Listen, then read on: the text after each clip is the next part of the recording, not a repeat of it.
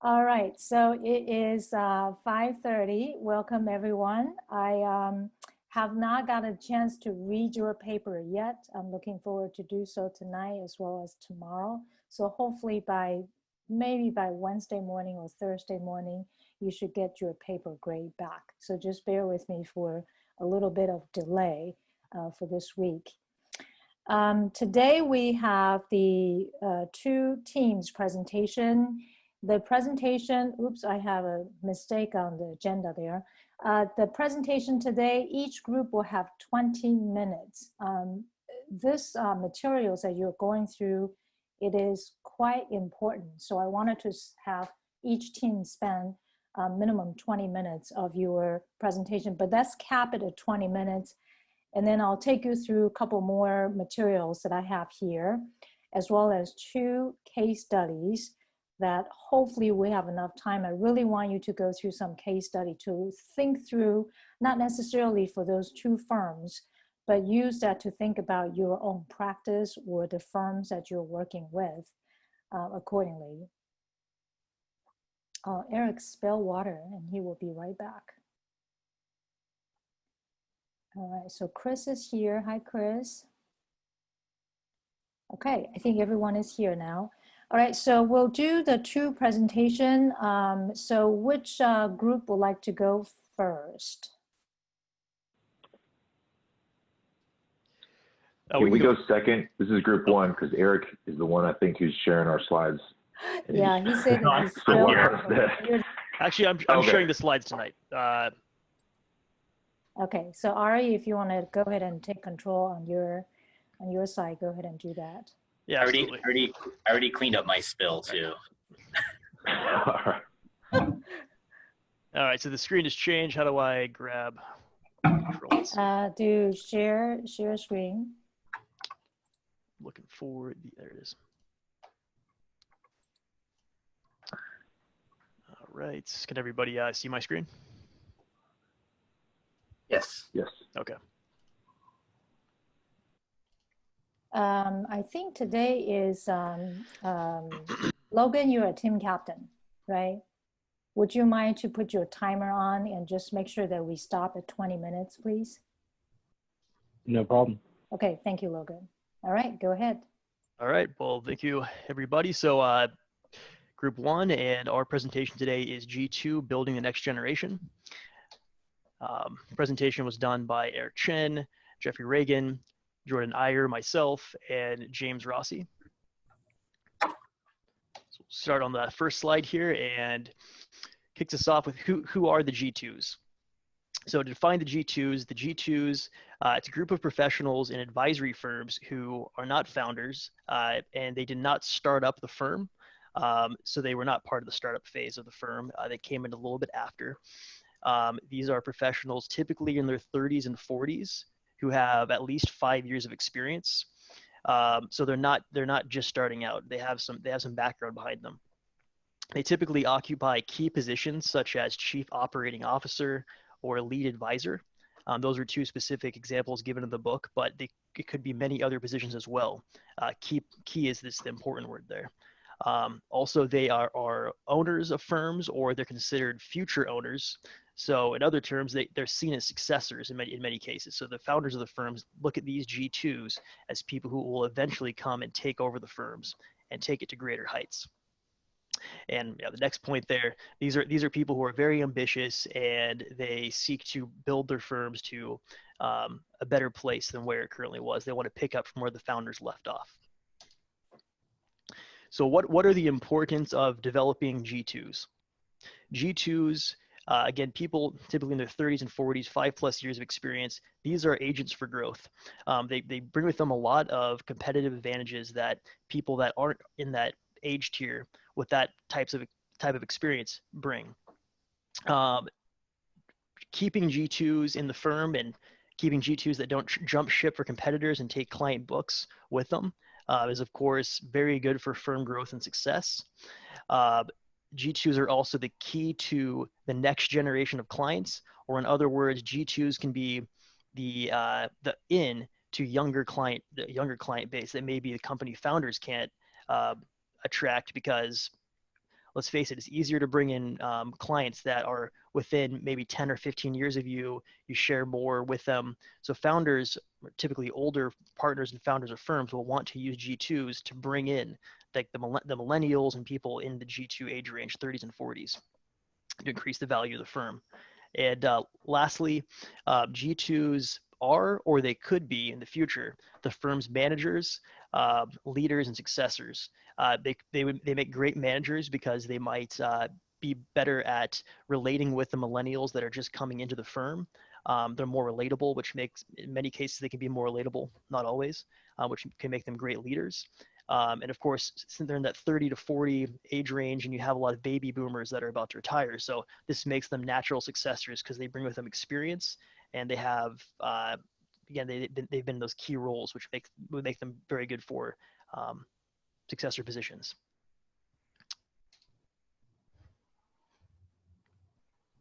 Perfect. So thank you, Ari. I am going to be talking about basically why it's important to, I guess, onboard and bring on these G2s. And basically, it's they're highly sought after because they are very valuable to a firm for a lot of the reasons that Ari just mentioned. But going out into the free agent market is pretty limited, just because in this particular industry there is not a lot of turnover. It's actually in the study that this article did, it was less than 5% for professional positions. So it's not like there's a lot of people out there in the market that are just readily available for hire. So it makes the talent pool basically pretty small. And on top of that too, just like with any firm or company, or whenever you start a new job and you've gone through this, you realize that integration of these new professionals is typically very difficult and slow. You have to learn, the company culture, processes, systems. You have to, again, kind of just get over a lot of hurdles and humps right off the bat as well. So again, there is a little bit of a lag time before you're kind of up and running and again, kind of assuming day-to-day responsibilities. So a lot of firms, they typically want to seek what is called the unicorn candidate, one that is extremely rare and hard to find, but they rarely find them. And the article talks about how ideally you are finding people that are just out there that are, again, highly credentialed, very qualified, and they have lots of experience as well. But again, that just doesn't exist, every day. You can't just go out in the street and find somebody to fill that particular role. And there's been recently an increase basically in experienced individuals, so people that have not been in the field or in the industry as long, but they do have solid education and solid credentials. They hold designations like, the CFP, the CFA, CHFC, MBA credentials, but they just might not have the experience working in the industry yet because they're coming straight out of school. And we're seeing a larger trend of that occurring. And what is extremely important too is that, and the paper talks about this shift, is that firms must hire and grow internally. So again, maybe bringing on someone that's inexperienced, but is, again, a very qualified candidate, and then just grow them internally and, attract them, incentivize them, have them stay within the company, and, build up their talent from there. You basically build them up from the ground up and start building an asset that you might need 5 to 10 years from now. It's very important to basically be proactive and plan very well into the future ahead of time, because again, how long it takes to find somebody and then to get them up and running is not like you can just, have a position vacated and then fill that the very next day. There's a lot of these positions, you need to basically tailor and train a certain individual to fit that very particular mold or role. So again, you're kind of hiring 5 to 10 years in advance, 10 to 15 years in advance, so that you can get them trained and developed and make sure that they are fully competent and ready to take on the role that they're replacing. Next slide, please. So this, what G2 professionals need is they can't learn by watching. It's better for them to just go out and do, so take action. They also must be exposed to opportunities to take on challenges that are inherent to leadership. They can't be coddled or babied consistently. They have to basically go out there and be trusted to take certain initiatives. And real responsibilities come up when there's real opportunities. It's also important for G2 professionals to be in an environment where they are involving others. Teaches, again, great teamwork and collaboration. They have to be held accountable, so they're responsible for their own results as well. The opportunity to fail is very important, just because, again, a lot of people do learn through failure and by doing, or at least trying, and then overcoming certain adversity, or at least recognizing where they failed, since, again, it kind of just tells us over time what not to do. And, failure is essentially how we learn. So that, again, are just some of the things in terms of an environment that G2 professionals need. Next slide, please. And aside from their needs in terms of like an environment perspective, they also do need client relationships and sales training. So the paper did talk a little bit about how there's not enough of business development training going on. You'll see in one of the lower points there that nowadays it seems to be more focused on maybe one aspect like service, and service to sales has kind of been a big trend that's been developing in the industry. But G2s basically also would benefit by getting specifically business development training, so sales training, as again, only 25% of firms provided business development training. So there's kind of a trend where that's not really on the forefront, and it should be. And again, trust is absolutely vital when it comes to providing financial advice. I think we all know this, that trust from clients leads to referrals, which leads to very organic growth. G2s must learn how to interact with clients in order to basically, grow and build up their book of business, and build that experience. And sometimes the paper talked about how firms might be too focused on client retention, making sure that they get really good experience, and so maybe they're not trusting younger advisors to support them and giving them those leads. But again, going back to the last slide, they have to be put in these positions and these opportunities where they can, again, take on that responsibility, that accountability. And yeah, they might fail, but again, that might be necessary, to lose a client or two, unfortunately, to build a better asset for the company in the long run. If we could go to the next slide. G2s also need to have an environment where they're managing people, and they need to have structure. And again, transition to management can be difficult, just because oftentimes when people are going from being a producer into management, they need to make a mentality switch. So again, lots of training and experience is needed in order to manage people. Early management struggles are normal. So if, again, there's not instant, great results, that can't be viewed as a deterrent. Just understand that that's natural, and you're going to run into speed bumps. It's only inevitable. And it is important to involve, I think, G2s and everyone else to have a sense of ownership, basically to feel like they're part of a company, that they have the potential to become an owner or partner eventually, or that they will be taking over for maybe the older people that they're replacing. And so, again, it helps with a thriving firm. It helps keep some stability. It gives G2s and younger professionals basically a roadmap for where they can go, what they can accomplish if they stay here. It's great for retention. So again, the more clear it is as far as their pathways and where they can advance, the better, I think, because again, it sets expectations very, very clearly. And great quote, "It's not too soon or too late to begin developing the next generation." Definitely agree with that. And next slide, please. I'm going to turn it over to Jeff to discuss the career track.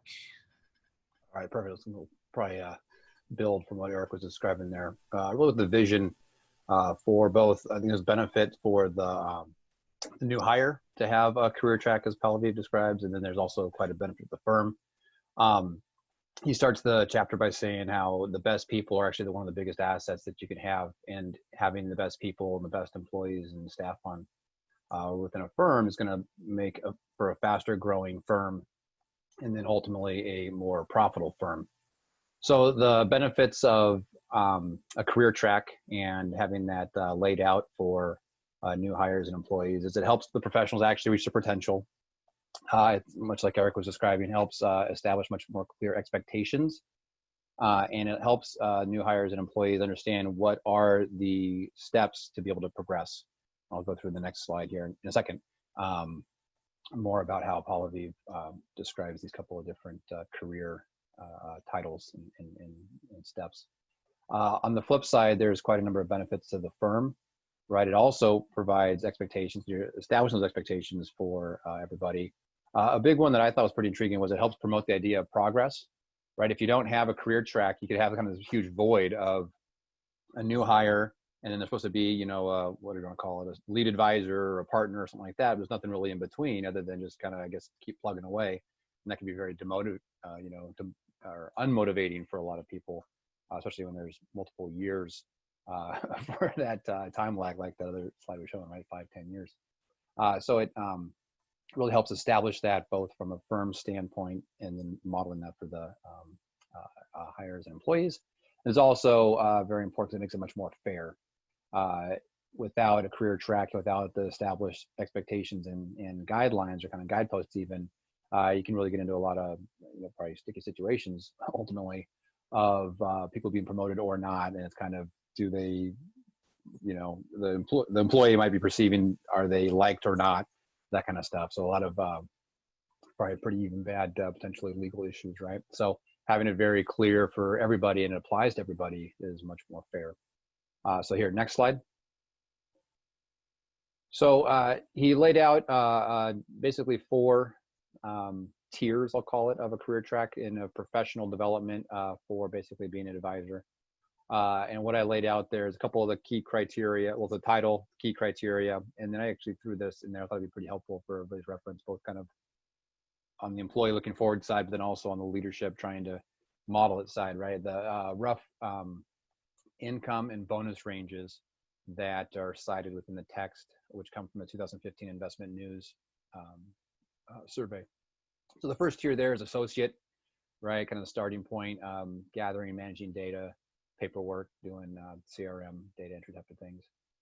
Next level there is service advisor, right? So providing client service and helping with processes. I had never heard this phrase before, but apparently it's from the legal world, a second chair, which means that you're there to stand in and help when the first chair is not available, but it is kind of the second fiddle, maybe would be another way I've heard that one before, I guess. But in a pretty, the way it was described briefly in the text there was in a pretty helpful and acknowledged role with clients. Then the lead advisor is, much like Eric was describing, that's where a lot more about effectively sales and business development should be coming in. That level is leading clients on their own, begins management and training of other new hires. And then as you can see, the income level and then also the bonus structure starts to go up with that. And the last level is partner. And there's a couple different variations that are cited in the text a little bit about it. It can still be a lead advisor, it could be a partner. There's principal, I think, is used sometimes as well. But now it's not only all of the lead advisor criteria there, but it's much more even about upholding and leading the firm. And then the big step there is as somebody becomes a partner, not only do they have income and bonus structure, but also partner dividend payments. The other couple of interesting descriptions there in the text were that Pallaviv said how variations are okay, and in most firms there's very different variations. Sometimes it can be more incremental, where they will have a senior position at each tier to differentiate a little bit more, kind of as a gradient there. But it needs to reflect, number one, it has to be consistent, like the previous slide there, and it has to reflect what the values of the firm are. I thought this was really interesting too. He was very clear about saying that he does not support promotions based on tenure, that just because somebody has a certain number of years or a certain time frame in the industry or anything like that, basically describes as quite a pitfall, and that it should be very clear and the career track should be based on measurable activities and success of those roles, not just time. So that's the career track intro. I think next up is Jordan. 3 minutes left, guys. 3 minutes left. Okay, I'll go quick. Thanks, Jeff. So next we've got the non-client facing career tracks. And so I thought it was really interesting to read about this. The first bullet point, as it says, this is something many firms struggle with. And that's just simply because it's not as easily as defined, and success is sometimes not as easily defined on the non-client facing career tracks as it is on the advisor side. And so the steps in the non-advisory career tracks that the author mentions are, first, you've got entry level, which is usually operations or admin specialists. They primarily support advisory teams or serve as members of client service teams. And then it's usually an entry-level position for new hires in operations or administration. Next on that career path, you've got senior specialists. So example, senior client service administrator as kind of an example of a title you might hear in this track. And then they've got a higher level of the operations or admin specialist position. Next, you've got kind of a team leader or director. So example would be an office manager. They typically lead a team of operations and administrative specialists. And then the highest level you can reach on this career track, the non-client facing career track, is a department leader, example, being chief operations officer. This is the highest level of responsibility, and they've got typically have oversight of multiple teams. Next slide, please. So they talked about the importance of having the career tracks for all sides of the firm. Sometimes firms focus too much on the advisor side and don't give the non-client facing team members as much of, motivation and ability to progress. And so the importance of a career track, it encourages clarity, it helps define expectations, and ties performance to advancement and rewards. I thought it was really interesting, talked about formulas versus human judgment. So it talked about how the formula approach might seem like a good idea as it removes human judgment from decisions. However, most of the characteristics and qualities professionals need to advance in their careers are hard to measure and therefore are hard to formulate. Talked about it's hard to put in, quantitative form, if an advisor is a bit, able to establish rapport easily with clients and things like that. So it just talked about how it's important to use human judgment. And then stagnation versus progression. So if someone is not progressing but continues to perform well in his or her current job, it creates kind of a unique problem, if you want to call it that, because the key question becomes whether the person is clogging the pipe and preventing others from progressing, right? So if someone's doing a great job but isn't progressing, it might not seem like, it talked about kind of the up or out mentality of some firms. And it just becomes a difficult decision to make. If someone's clogging the pipe and preventing others, then it may be a hard decision, but some firms may make the decision to let that person go. Next slide. 1 minute left. Okay. Let's see. Oh yeah. And then tenure versus performance. This is just echoing off of Jeff. So I'll skip over this. It's just talking about how you shouldn't use tenure as the guideline for career progress, and it should be based on performance. So turn it over to James. Okay, so real quick, so not every firm desires to have a career track like the rest of the group has discussed. Some firms actually desire to be flat. So rather than having inexperienced advisors working under more experienced advisors and managers, everyone is on the same level. So the author believes that a system like this will typically not work. Most people in the industry work hard in order to continue to advance their career and want to have an idea of where their career is advancing to. And that advancement may mean different things to different people, but either way, they still expect some type of progression in their careers. The flat system may work in some firms that are set up perhaps in silos, where each advisor is responsible for their own business and there's no real teamwork within the firm. However, a system that does not facilitate growth is unlikely to grow revenue as well for the firm. Next slide. Time. All right. So I'll just stop there then, I guess. Okay, great. So a couple of things, a great job there. A couple of things that I wanted to add, and these might be something very obvious to when you are reading this particular chapter. So first is to looking at, consciously looking at your client base. What I mean by that is, studies have shown over and over, the clients that you service directly typically is between 10 to 15 years range from your own age. So in able to bring more assets into your company, you have to watch out the person, the advisor, who is serving who. As you age, your clients also age. Keep in mind that from a fair market value perspective, the older your clients get, the more discount you're going to get from your market value. So pay attention of your client age group, as well as the servicing age group of the advisors. The other things that you have mentioned about the lacking of the training in two areas, and this is very, very big problem in the industry. The first one is the business development. The second one is the leadership training.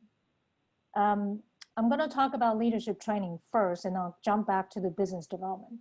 The leadership training, why is it so difficult in this particular industry, has two reasons. One is that most of successful advisors, which is, if you work really hard, it's not that difficult. Typically a type A type of personality and being on their own for a very long time. Transition that into a team environment is extremely difficult. And leadership isn't something that you can just throw someone a couple of training and can change overnight. It doesn't. So it still needs to have a couple of years under that person's belt to have a proper leadership training plus management skill to have a smooth team in place. The second reason for leadership is difficult is because of 30 some years ago, this industry has been promoting solo practitioners. They pump up so many solo practitioners. As a result of that, the leadership and management training is rarely included in any type of training materials. So today the industry is just about to catch up. And that's why you're seeing a lot of, many of you or many of your friends are attending MBA courses as a result of that. The reason that the business development training is lacking is because traditionally in this industry, still today, very big part of it is all about product selling. The product selling is a different set of skill set compared to service selling, right? Many of you eventually will go into a fee-only firm, or even down to a fee-based firm. You still have to have that service type of mentality selling experience, which is so different from product selling.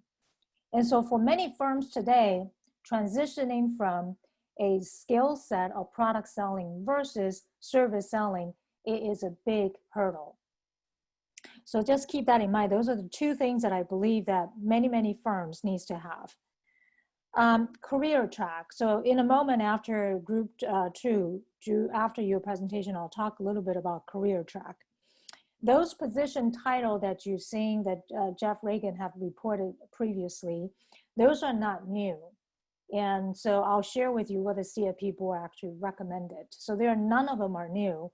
It's just that depending on the type of firms that you are in before.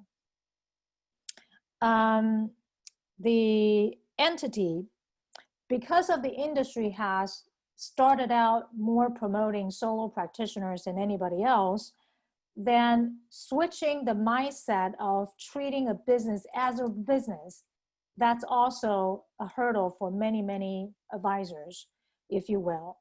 Now, the reason I ask you to read these chapters is part of it is to help you understand that the industry is changing. The trend is changing. If you want to have a valuable business for you, you need to adapt to change quickly by looking at your practice as a business, not as a solo practitioner, because that's not going to bring you much of the value for you. Other type of skill sets that I think is important other than the leaderships and sales skill, I also believe that communication skill is really crucial. It's not just, you can't just say that I build a trust. It has a lot to do with how you communicate to your clients. And that will build that influence and negotiation skill over time. The other thing is a good leader needs to have the vision to see what's going to happen next. Meaning that you need to really have that strategic view of the trend in the industry. You can't be just not changing what was working in the past and just settle for that. That will completely devaluate your company, if you will. That leader needs to have that vision and constantly be on the outlook or the lookout to see what's out there, what is a viable step to take next. So then you can slowly transition your company to a different type of service, if you will. Okay, so with that, let's go to group 2, please. Okay, I can take over and do the slides. Could you Okay, great. You can stop unshare your yeah. screen? Thank Perfect. you. Where'd it go? There it is. Okay. This is where I always forget how to start the slideshow. In the bottom right hand side, bottom right hand side, you see one of the buttons. To the right. One more. There, there it is. Thank you. Embarrassing. Great. Okay, great. Can everyone see that okay? Yes. Okay, perfect. So we're doing chapter 12, and I'm going to be covering the first section. I'm going to pass it off to Chris here. Sorry, Logan, your timer is on, right? Okay, great. Thank you. Okay, great. That's how we get extra minutes, Dr. Chen, is we have Logan not start the timer yet. So a couple of things on this chapter before I go into the different types of ownerships of the different firms. There's a couple of things that the author said that I thought were really good. And it's kind of pre-entry into the types of firms there. It said, no matter how much you've prepared to become an owner, you will be surprised and overwhelmed. You will pour your talents, energy, passion, and time into the business for many years to come, and this very well could be the last firm you work at. So it's really kind of trying to encompass, this is a well worth venture.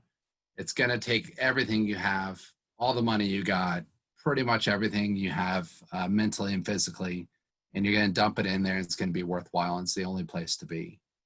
He says your firms need you to be an owner. Any firm is better when its best and brightest people are the ones thinking about what to improve and how. The decision we are examining in this section is whether to invest a significant amount of your personal capital to become one of the owners of the business. And I just thought reading through that really kind of highlights what it's about to become an owner of a business. I don't own my own company. I've given it serious thought, and reading through this really kind of highlights, right? You're dumping in. Failure is how we learn, but man, it's scary when you're risking everything, especially with little ones. It's a lot to sacrifice. He dives into what does it mean to be an owner in the partnership philosophy. Talks about the vast majority of advisory firms today pursue the more traditional partnership philosophy. And there are two kinds of common philosophies when buying equity into a firm. The first is a partner-based model. And in this type of philosophy, owners are the best professionals within the firm, and making partners significant achievement, success, responsibility, privilege, and some level of control. And the vast majority of the partner philosophy type firms are accounting firms, law firms, and financial advisory firms. I don't know in the areas that you guys are in, but in Santa Barbara, this is definitely true. And this is the type of firm structure that I see in pretty much every law firm I walk into, every advisory firm. So it's something that it's very, very common. The top performers get a chance to buy the ownership in the firm, and the firm secures their talents and efforts for the long term. Speaking back to group one, they were talking about just finding a G2 is hard enough, but then to secure them and have them stay using the partnership philosophy, it really helps with that because you're kind of locking them into the ownership of the business. He talks about that the partner philosophy expects partners not only to be involved in the professional capacity, but also to be leaders of the firm and help manage, govern it. And so it's kind of the lead by example situation where you want them in there, you want to be the best producers, connecting with the clients the most, hold the largest books of business within the company. And they're really showing by leading by example to the different people within the firm how it's done and how it should be done. And then he goes into the corporate system, which is an alternative, obviously, to the partner method or partner model. In corporate system is the ownership's completely and intentionally separated from the functional. And so the more the owners are more separated from the client situations, they're more involved in the day-to-day of the business, the structure of the business, and that there's a lot of owners within the firm. So a lot of people own small percentages of the company itself.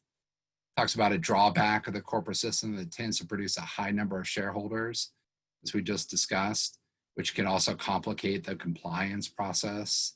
And also it's not, employees look at themselves more as free agents, right? And I've worked for a large corporation, and you definitely don't feel like, especially when you're starting out within that company, that your word goes a very long way in the way that things are structured. It's a lot of levels within the corporate system. So employees look at themselves more of kind of free agents. And it talks about, if it's the right time for you to make partner, right, in a firm, there's some key questions that you want to ask. I'm not going to go through all these different questions, but it talks about a few of them. What does it mean to be a partner in your firm? What do we expect from our partners? And what should I do to prepare myself to be a partner? It goes through probably about a dozen different questions that he's talking about that would be a good thing to ask, and just ways to kind of help prepare yourself to understand really what you're getting into. And then beyond the questions that you do in nature of the promotion of the partner would be more technical factors that you want to know before making the decision. What kind of form of incorporation are there? The LLC and S Corp? Are there different classes of share units? How much equity can you buy? These are the different things that you want to make sure you're understanding these things before you go into an agreement.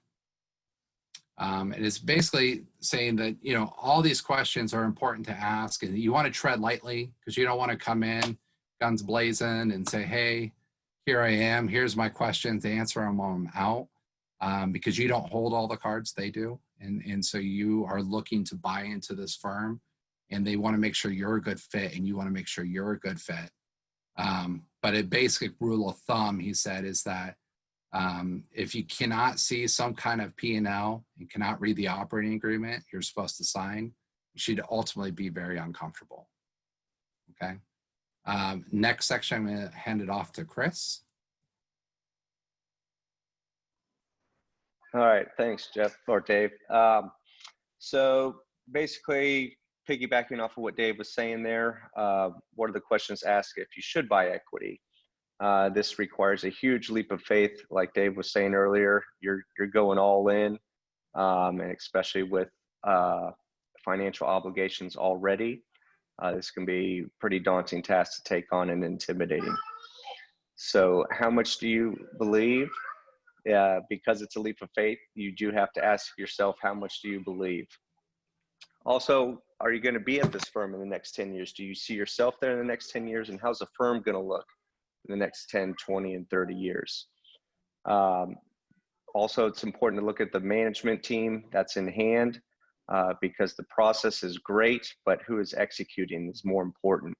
There's a quote in the book about, regardless of how well built a car is, if there's a bad driver, everybody's going to get hurt. Sorry, I'm on dad duty. Thanks, bud. So look at your peers, not your founders.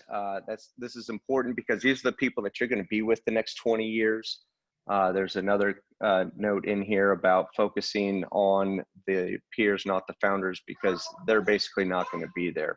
You want to make sure that your peers have the same thoughts as you do about the industry and the company going forward. Next slide, please. Okay, so going back to should we buy in, and this takes a leap of faith.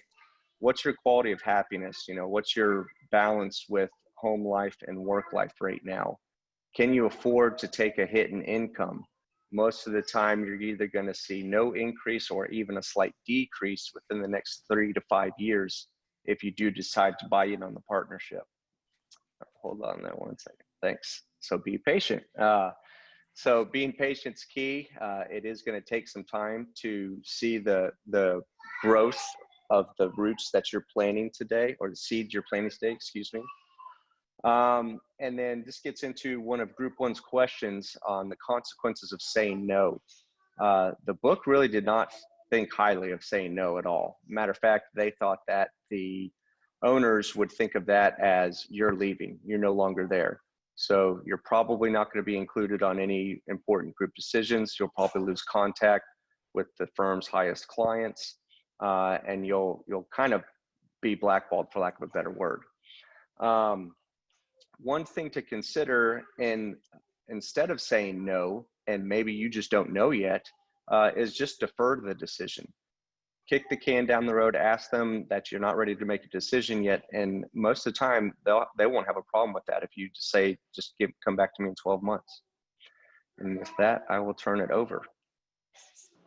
10-minute mark. Thanks for that, Chris. So we'll go over some of the characteristics. Wait, did you say 10 minutes, Mark?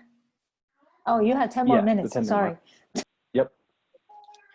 All right, so this goes over kind of what you are buying if you do decide to buy in and become an owner of the firm.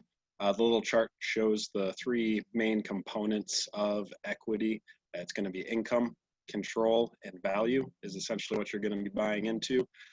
Kind of like Dave mentioned, most important thing is to understand really what you are getting into. So review the terms of the ownership agreement. Certainly, if need be, have an attorney look over it with you, because it is a big leap if you do decide to become an owner. So you want to make sure you're understanding exactly what you're getting, because no two firms are going to be the same. They're all going to be a little different. So as far as income, generally what you're getting with that is a percentage of the profits that are generated by the firm. It's not always the same as cash. So even if the firm generates income, they might not pass it through to you in the form of cash. They may reinvest it into the company or do any number of things with it. With that being said, depending on the type of entity that it is, so S Corp, LLC, even if you're not seeing that cash, there's the potential for tax liabilities for a portion of that income from being an owner of the company. The corporate structure of the company can also influence what you receive.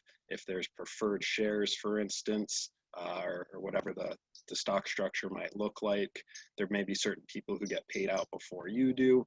So you're going to want to understand exactly what the structure looks like too, so you know what to expect being an owner. The second component or characteristic of equity is control. So becoming a shareholder of the company, you'd like to think that you have some degree of control over the company or some say in things. Again, this can be very complex. It can vary greatly from one firm to the other. So you're going to want to review the terms of the ownership agreement to see exactly what types of control you may be receiving.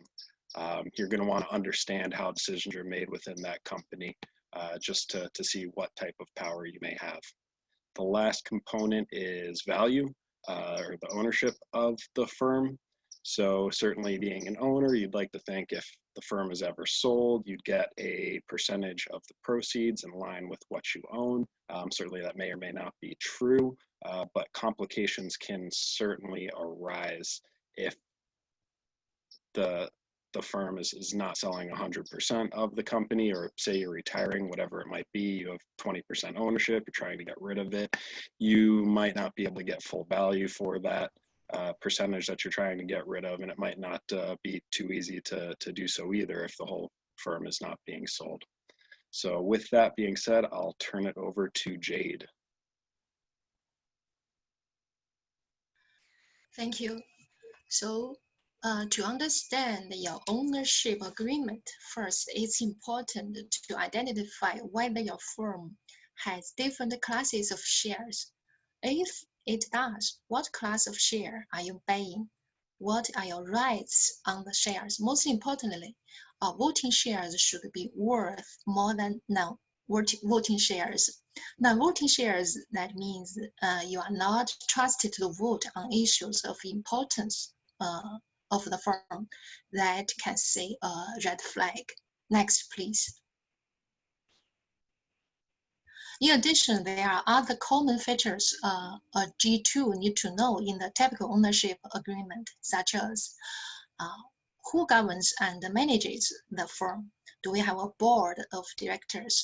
How do we elect executives?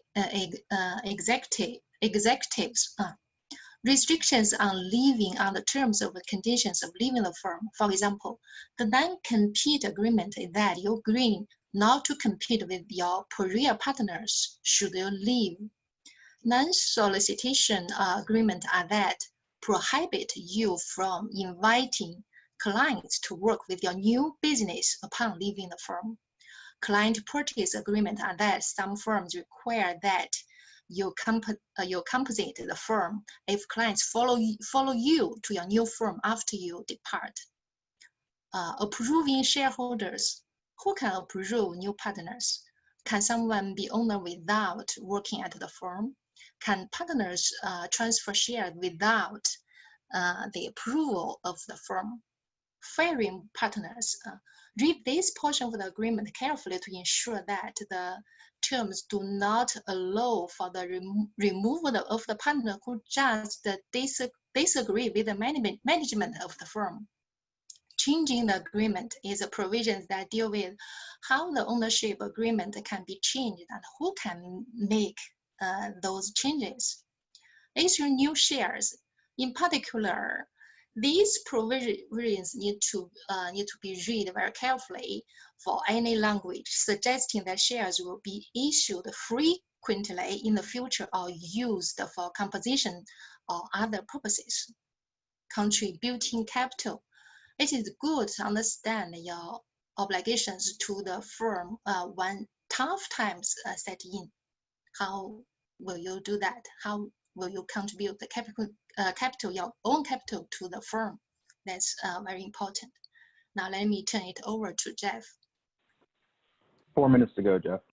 Okay, thank you. I'll try to keep this short. I think kind of a lot of stuff that I'm covering was already covered, but one of the things I noticed in the book or in the, I guess in the chapter, was talking about small firms and family firms. It's just kind of some of the, I guess some of the unique things about family firms that I guess make them very attractive, but also can make them dangerous for somebody who's a G2 potential new partner. One of the things I talked about, of course, is how nimble those companies are. I mean, being nimble is something that these big, huge corporations really don't have, but that also could lead to some other problems. And one of the things it says here that some of the founders, some of the people who started the company, family members who've been running it for a long time, just might be so used to what they're doing, they're not asking new partners their opinion, okay? Because they've already gotten trained that they're just running it, and that's our role, that's what we do. Not necessarily that they're trying to box you out or even that they're realizing it, but it's very common, and that they always very frequently look at their company the same way they see their children. So kind of also what that means is that if other family members are working at the firm, whether they're owners or not, it is very likely that sometimes their instincts are that they're going to take the kid or the family member's side as opposed to yours. Not really even necessarily because the kids or family members are right. That's just their instinct. As a person, we tend to take care of those we love and those who are close to us. So when it started talking about owner compensation, which was, kind of interesting as far as that went, that I guess to some extent that there's a philosophy that if you're an owner, your incentive pay has to do with you making money from the profits of the firm. Of course, if it's a flow-through entity, you get a share of that based on your ownership. But a lot of times, a lot of these firms will still give bonuses or still give some level of incentive to people who are partners who have more of a key role. But that should also be something that's sort of spread across the board. And it kind of talked about the last bullet point here is some things with benefit packages that sometimes family members, key employees, some of these owners get maybe a stipend or a separate amount of money that they could specifically use for some different types of benefits that could certainly be incorporated as part of their owner compensation. And it really, the article made it the chapter made it very clear as to some of those things that you should really consider when looking at that. And of course, not making it where specific family members or specific owners are really necessarily given a large level of preferential treatment, although they can, remember, perception's more powerful than reality. So go to the next slide, please. And About 1 minute. okay. So this is just with the ownership agreement. I'll let you guys read this because I want to give enough time for Logan to try to finish up. But just some things about what do you do if you don't think it's right for you? A lot of times you look at it, you really like the firm, you look at the ownership agreement, you're kind of confused, you're not sure, but you don't really want to go back and look like an ingrate by saying, I don't like this and this and this and that. So it kind of talked just about being productive, kind of addressing that in a way that doesn't make you seem accusatory, that you're really looking out for the firm. And it's really not about you being selfish. It's just about looking at this ownership and the way it's established. Is it really best for the company, and some ways to address that. So I'll go ahead and pass this off to Logan so he has a minute to finish up here. Great, thanks, Jeff. And I'll go through this slide fairly quickly. I think the main point that the author wanted to get through is that when thinking about the business valuation, you should think about the next steps as far as translating the value into payments in the future so that you can plan for those. I only have about 10 seconds left, so I want to go to the next slide where we talk about organizing personal finances. The timer's going off in my ear. 1 second. Just about 30 more seconds here. I think hiring the right professionals, especially a CPA, is really important here. I think a lot of people try to take the cheap way out and say, hey, I can handle my own taxes. But when things get complicated, mistakes happen or planning opportunities are missed. So I think that's very important. And I notated a few of those there as far as benefits, planning out compensation, retirement plans, things like that that can help you out. I also would think one big thing is charitable planning down the road, thinking long term, whether the business owners want to buy more equity or sell their shares. Planning out their payments in a tax efficient manner is more important than most people realize, because they think, oh, I'm just going to build up this business that's going to translate into a lot of value for me down the road. But they're not thinking about the tax consequences or tax planning opportunities down the road that can really help them maximize their retirement, or even when it comes to their business as far as providing employee benefits and things like that. And lastly, the article mentioned that the first equity purchase is the hardest. So I think planning future equity purchases, even in the beginning of business planning, is important, even if you don't end up going through with it. I think thinking that long-term, one step ahead is ultimately the best way to go when you're planning out your business. All right, thank you guys. I guess by now that all of you have a good understanding of how important it is to understand business owners' planning. Having that understanding helps you see your practice or the practice that you work for a little bit differently. So a couple of things I'm going to kind of point out. First thing is the process. Now, as an advisor, all of us are somewhat analytical, if you will. So having a process is not necessarily anything new to many of the firms out there, including the firms that you work with. But I wanted to remind everyone that process that married your culture will create value for your firm. So that's something that I wanted to make sure that you do know that. It's not just any process. It's a process with the culture that's going to make a big difference. In terms of saying no to some sort of partnership offer, many of the firms that I work with, before we actually even have that conversation with the potential partners or potential employees to become a partners, that I always do an assessment. Assessment that I designed many years ago that actually assess employees, their capability of being owners. Not everyone could be that. There are certain characteristics that will be a good fit. If the assessment turned out to be a good fit, then you have that conversation about yes or no conversation. More likely, you could have a delayed decision or not. Sometimes what I get from employees is not necessarily that they don't want it, the timing is not right. So if the timing, for example, the timing could be this particular employee has small children, it's a great fit for the company, so maybe the timing is not right. You could probably have other alternative to to make sure that that person stay on. The other thing is to look at from some of us here has corporate, work in the corporate environment that understand the difference between employees and sole proprietors.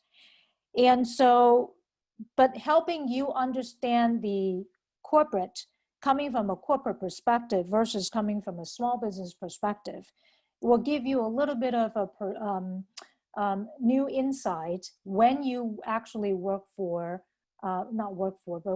a business owner, as well as looking at your own practice accordingly. The last few slides that you have mentioned about working with other professionals, this includes CPAs and attorneys and the like.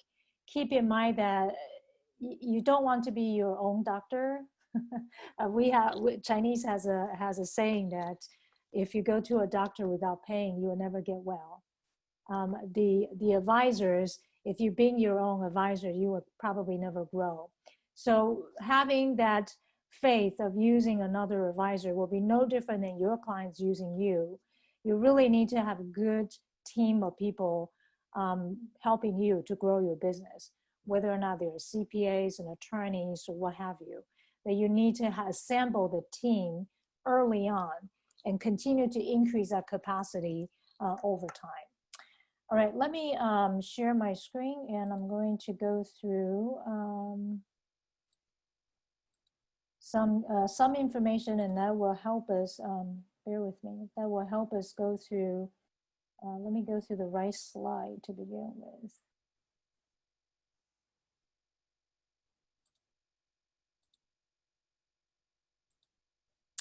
I wanted to kind of go through this other things to make sure that you have a good grasp of what it really matters in your own firm, or even considering become a partner at some point, or buying another business and things like that, or even work with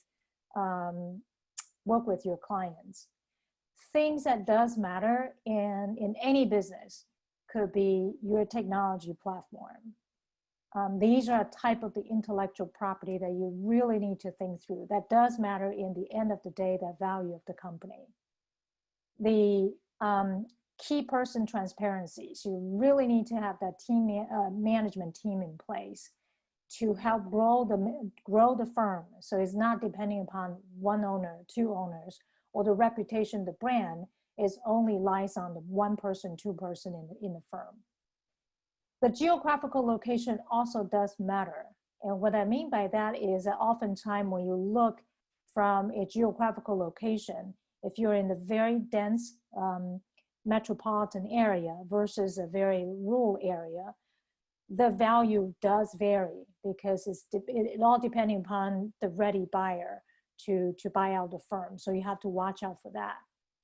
Your revenue or gross revenue, it does have a big determining factor of the value of the firm. Your client retention also could divide it into different type of clients. Different type of clients typically in this industry talks about the age group.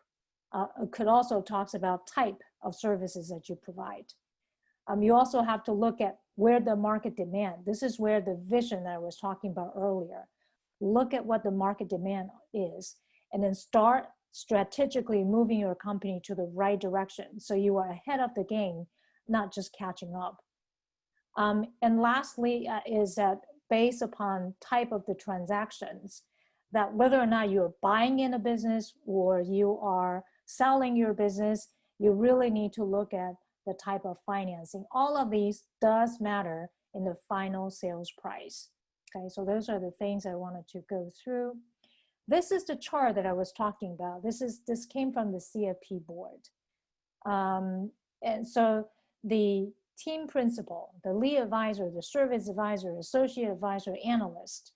Now you could put in a junior, senior, however you rank it within each one of the role. This is not new in the industry. Maybe new to some of you, but if you are in a fee-only type of firm, This is not new. The structure has been in place for a very long time.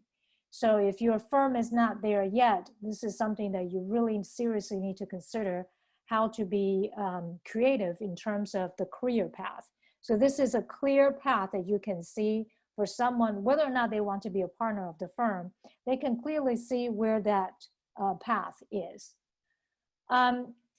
If you're coming in from a more traditional commission base, then this is not something that you're familiar with. But for those of us who have been in a corporate environment, this is nothing new. Having a base compensation, incentive, and benefits, that's not new. But if you are coming in from those type of firm that is not familiar with this, then this is something that you need to keep track of. In terms of the range of the salary, yes, many of you in the presentation have talked about different role was associated with a different range. So the investment news, which I subscribe to, I just pulled this up last year, very quickly, LA metropolitan area, CFP with a minimum 5 years experience, that's the base salary. And then you have benefits and bonus. This is tend to be the medium or average range of it, which means that it could go upwards. This is not a high up position. This is just a service advisor. So the range that you're seeing in your presentation depends on the location that you're in. If you need those information, just email me. I'm happy to send you the range based upon the location that you specify. And this also has something to do with whether or not the firm is a fee-only, fee-based, commission firm, that all range very, very differently. One thing that I do wanted to mention, and some of you already mentioned that, you do need to consider a non-equity track. The equity track of the partners, those are the partner who has the equity, who becomes the owner of the company. They are going to be employee who is just very happy to be on the management track. They don't want the hassle of becoming an owner. You need to have those tracks available for your team as well. So those are the team members that will typically take care of the back end, their management side of it. So make sure you have that. The other two things that tend to be not mentioned is that the talent pool that you create, they could come in from internship. They could come in from freshly graduated, but they also could come in from re-entry to the industry, especially for career changers. And there's a big group of career changes coming through, return back to work, mom, if you will, or dad. Those are all good choices to consider. So all of these are good options to consider depending upon where you are in terms of the phase in your firm. So something to keep in mind. And all of that needs to be part of that career path so the employees can clearly see what's the best path for them to be in. All right, I wanted to move quickly so we can go to the case study. All right, so let's go through this case study and then I'm going to put you into the breakout room for a few minutes talk. This is originally a fee-only RIA firm. Partner A was 68 when the time this kind of happened. Partner B was 66, and partner C, and I put that word there, verbal, partner C, was 50 years old. What happened was that this particular employee has been promoted to a partner C without any written agreement, 2.5% of the firm's equity. Okay, so that's all verbal, nothing was written. And I'm surprised that this even happened. I was even surprised to get the call to talk to this partner C. I'm like, what are you talking about? The firm then later got acquired by a fee-based firm, okay? So I want you to kind of talk about what happened to partner C's and what is your recommendation for partner C in this case. So I'm going to put you into breakout room and let's talk about this for probably only 5 minutes the most. So I'm going to put my timer on and have you talk about it. What would you recommend partner C to do? Any questions before I put you into the breakout room? If not, I'm going to put everyone into the breakout room and you have about 5 minutes to talk about it and then report back. All right, stand by.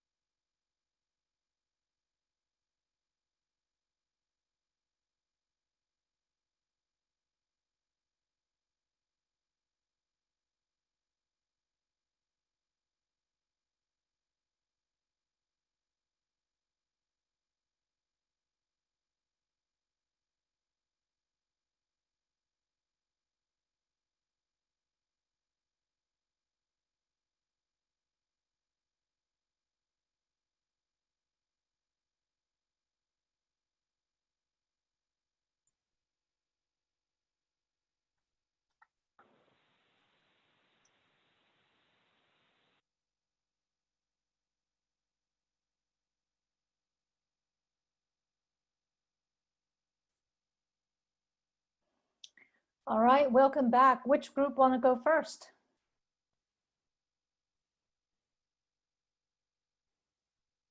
Which group want to go first? What's your recommendation?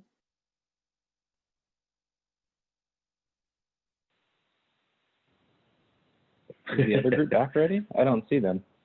Oh, they're not back? Is it just us? Oh, no, they're back. We could start talking again. Okay, they're back. Oh, there's several of them. Everybody's I back. see them. Okay, go ahead if you want to talk first. I don't know if I want to, but I guess we can. Everybody jump in because we all had good stuff to say here, but we all thought he was kind of SOL at first, and then we talked more, and somebody said there should be a track record of emails or texts, so you can always go back to the partners with that. Also, somebody mentioned a track record of financials showing you had been receiving 2.5%. But at the end of the day, it sounds like the deal's already been done. So he's got to go back to partners A and B and say, look, I've got 2.5%. What are we going to do? And then Jeff, you, Dave, and Logan had some good inputs on that. Yeah, I mean, I would say the biggest concern I would see with that from partner C's perspective is that partner A and partner B, if they did this without consulting partner C, because he's verbal and he only owns 2.5%, he or she only owns 2.5%, partner A and partner B might say, hey, look, man, we sold it, we're out of here. Maybe they'll hand them 2.5% because they're nice people. But if partner C says, hey, no, I have 2.5%, I should be a new partner at this new RRA firm, I should be getting paid out. And partner A and partner B said, well, we're retired, you got to deal with the new company. That if partner C went out to try to get an attorney, spent a ton of money to maybe win, maybe not win, probably good as chance that he won't win as will win, but all that expense to then do what? Completely burn ties with the new firm. They're going to be very bitter at him, and he's 50 or she's 50. I mean, you don't just go and start again fresh at a new firm when you're 50, starting from scratch. So it's really, I mean, if I was partner C, I'd have to just realize, like, I might go to the new company and say, hey, I did have 2.5%, and partner A and B will vouch for that, whatever it is. But if they say no, you're just going to have to suck it up, because otherwise if you start a war with them, you've ruined your entire history going forward, and you're going to start with such bad blood that you might as well cut your losses. And if you're still that bitter, try to find another place to work. All right, group one, thank you. Group one, you want anything to add?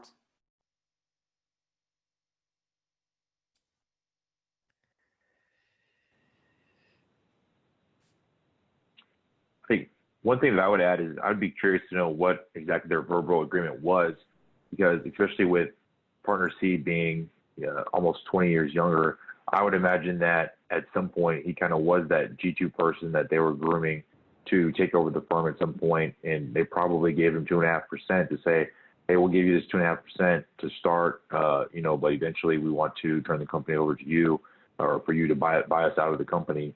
And it seems like they kind of just changed their minds and probably went with a more expensive or a higher bid. So I guess if there was some type of implication that he was to take over the firm, obviously he doesn't have that in writing, but that's something that he could probably prove.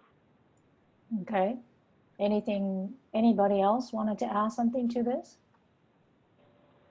Yeah, I think even if partner C didn't end up gaining this equity back in this new firm, if this firm sees that this advisor has a lot of value or a big book of business, maybe they do suck it up and give him a higher base salary, knowing that he's going to bring more business in. He still won't have equity in the future, but their firm still grows. That's kind of just maybe taking a hit initially for the overall growth of the firm in the future. I was thinking about that as an option. Okay. Anybody wants to add anything? I guess the lesson learned here is get it in writing. Consult a Hire professional. professionals. That's right. Don't hire a professional after the fact. It should be beforehand. So this is a pretty unfortunate situation, but at the end of it, it kind of worked okay, but it wasn't. So partner C eventually got something, but not as much as 2.5, because this was after the company was sold. And he raised the issue, and you're right, getting attorney involved at that point is kind of, because it's already sold. And so this is not necessarily a very happy case, but at least he got something, but not, the big lesson learned here is, and you were right, this person actually was a G2 to groomed over the years. And so it was great for A and B who sold to a bigger firm, but not necessarily good for C. So even though we are all in business and these common sense, still you see that other advisor made the mistake for. So really, really be careful as you walk into some sort of even verbal agreement. On the same token, when you are growing your firm, don't make any verbal agreement with your employees. They'll come back and bite you. If you have good employees that you want to turn them into a partner, go through the formal review process, go through the formal assessment, make it formal. Don't just verbally say anything. You don't want to get in any kind of legal trouble for this. All right, let's take a look at this next case that I have here. So this one has a partner A currently is 63. So this just happened. This is not necessarily a very old case. Partner B is 35 for about 10 years within that partnership. She actually was groomed to be a G, she's actually a G2. As soon as she received her CFP, she left with her book of business. And there's no other advisors available in the firm. They only have staff, no any other advisors. So what is your recommendation about talent pool for this company? So I'm gonna break you into your breakout room. That's trying to stick with 3 minutes to discuss this case. So we'll do 3 minutes. So I'm gonna put you in a breakout room, stand by.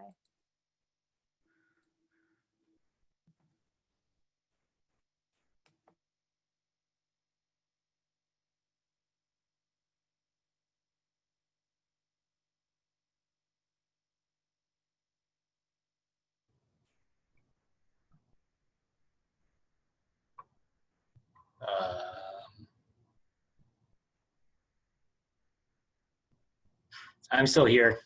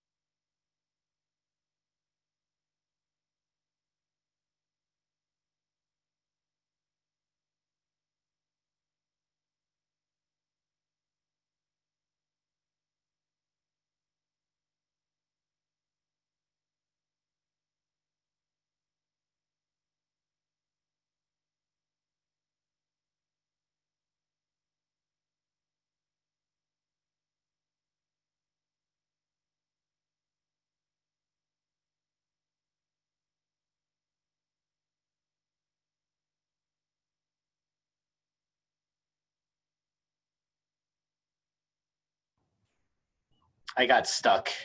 I think I got left here. Did you not get into the breakout room?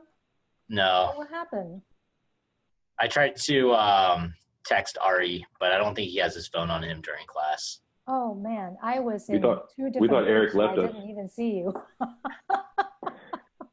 Sorry about that. That's okay. All right, which group would like to go first?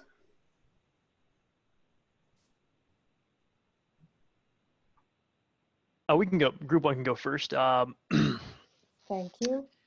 So some thoughts that we had. You know, of course, he's 63 years old. He or she is 63 years old, getting up there. So he's going to want to find someone that can come in, a G2 candidate, to be able to recruit the millennial clients, the people 10 to 15 years younger or older than him. So, you know, younger client.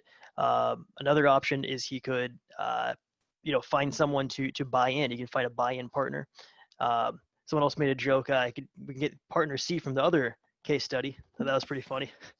But no, the two best options that we've had were find someone, you know, about the same age, 35, G2 prospect, or find someone that wants to buy in right away, or to sell the book altogether to someone that can take over. Okay, thank you, Ari.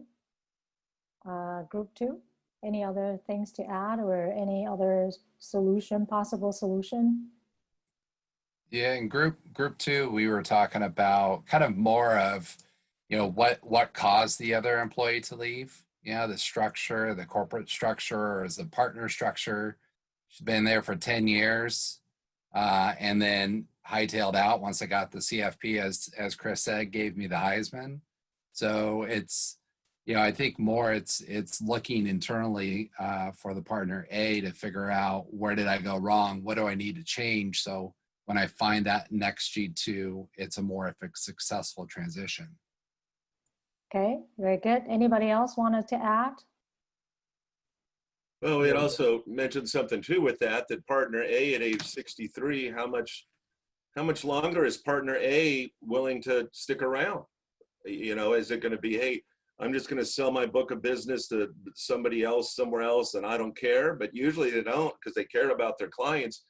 Is partner A, who is maybe intending to leave at age 65 once partner B took over, maybe they got to stick around till they're 70 and put some very clear defined route for the new partner that they might bring in, who might be 45, might be 50, who has a book, but also has the same type of clients, so that you could spend some years sort of getting your own clients used to the new partner being in the picture and being a part of everything before that person takes over, and partner A could finally say, all right, looks good, I'm out. Right, so in this particular case, it's not necessarily, I think the partner A, by the time he called me, he was focusing on all the wrong thing. He was just focusing on hiring people. But you are right, at this age, he should not be focusing on hiring, because it's not going to be enough time to groom that next G2, if you will, given his age, unless he's going to continue to go on for quite some times. So, so you might be surprised to see that, yes, there are many advisors firms out there that still have tons and tons of problem in their practice, and primarily because the key message I wanted to share with you is, you know, there are opportunities out there, but you need to focus on working on your business, not just continue to simply increase your revenue. You really need to strategically look at your business, look at it as an entity, and then put some strategic actions in place, enable to have all parts in. And I won't be doubting that in this case, even though partner B had already left, I'm pretty sure there is no such agreement in place. So, so working on your business, have a strategic vision about where is it heading, will really do you much better compared to simply just hire someone and groom them.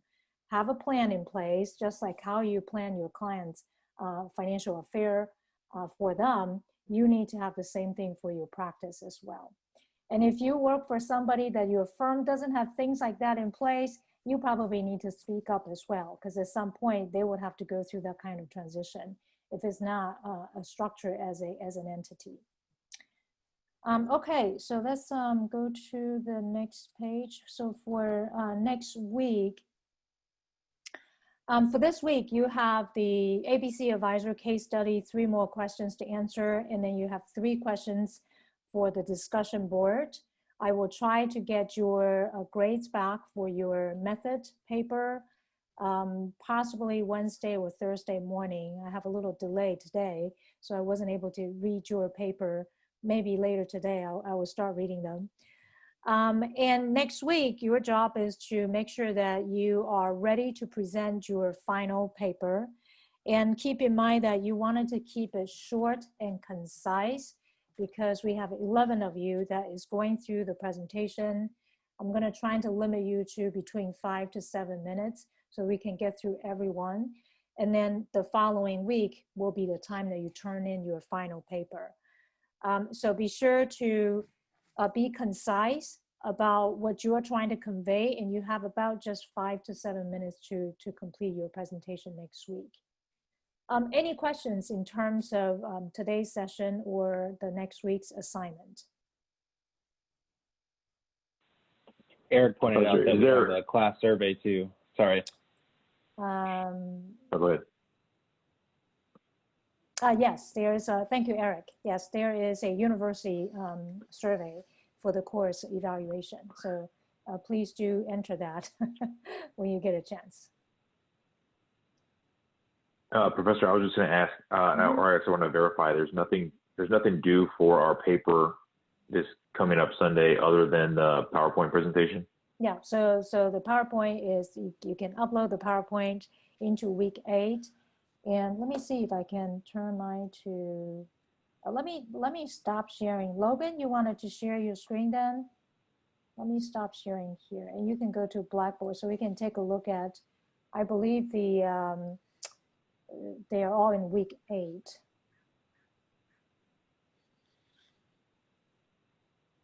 So week 8, you have the final paper presentation. That's the one that you you submit your PowerPoint, and then the following week, that's where you submit your final paper. Okay. Does that answer your question, James? Yeah, thank you. Yeah. Anybody else? Any other questions?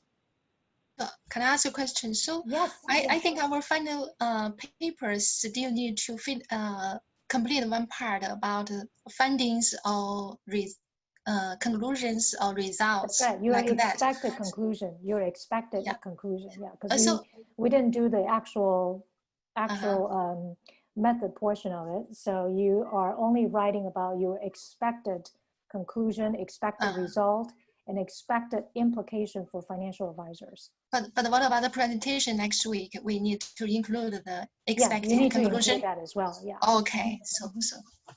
But we don't need to submit the writing of the real one. Just the presentation include the conclusion part. Okay. Yeah. And you final them up into your written paper, if you will. For next week is really just your draft, if you will. Okay.